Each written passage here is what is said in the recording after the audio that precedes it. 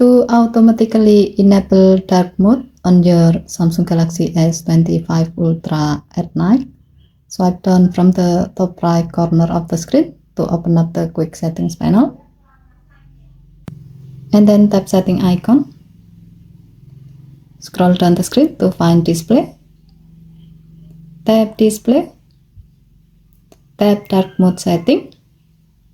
Next, tap the gray on off switch next to turn on as schedule until the switch turns blue to turn it on, and then select sunset to sunrise.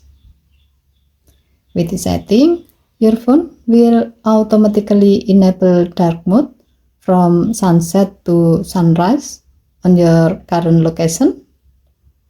Your phone will use your location setting to determine sunset and sunrise time.